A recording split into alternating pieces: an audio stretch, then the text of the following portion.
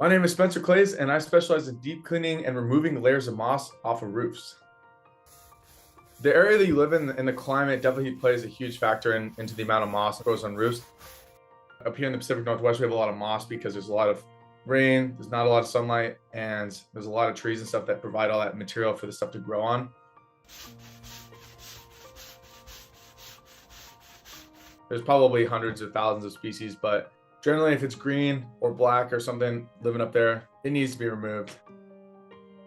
So here, this gutter guard sponge was completely grown in, compacted with mold, moss. So we need to get it out, put in some new gutter guards so that the gutters can be flowing and working as they should. The purpose of the gutter guard is to keep stuff out of the gutters. This sponge got so grown in, compacted and stuff that we needed to remove it and put in new gutter guards. The moss can get up in between any crack or crevice that you have up on the roof and the gutters. It either grows bigger and bigger and bigger, and the water can get up in there as well too. Or in the winter too, when it freezes, it can freeze and expand, really break that seal that your house or roof typically has. So moss really loves growing, especially on roofs that have a lower pitch. When it has a higher pitch, it has a harder time grabbing onto a hold of the roof. But if it's a lower pitch and it's a lot less steep, there can be quite a bit more moss because it has a lot easier time of getting in between the cracks there. And generally, you're going to see a lot more moss growth on the northern side, where there's lack of sunlight. So that's really one of the biggest factors. Moss has the easiest time growing in between asphalt shingle roofs.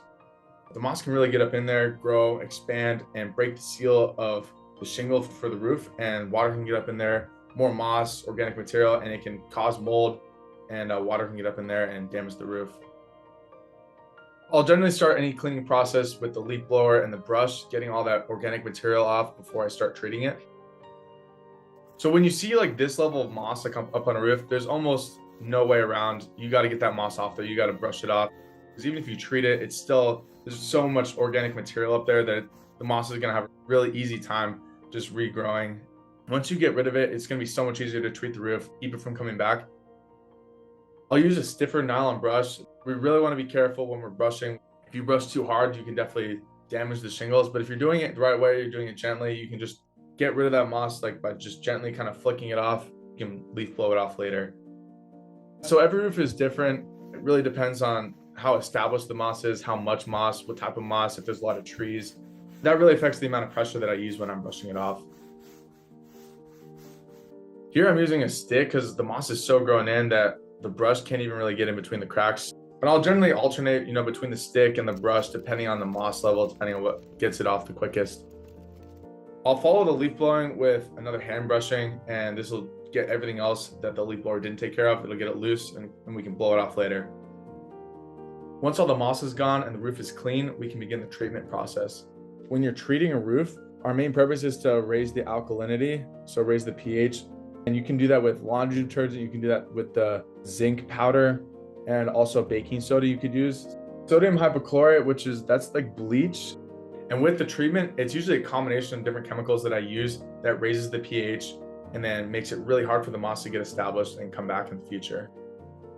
When you see me spraying up there, that's usually the sodium hypochlorite, basically bleach, killing everything up there. And then the moss preventative powder.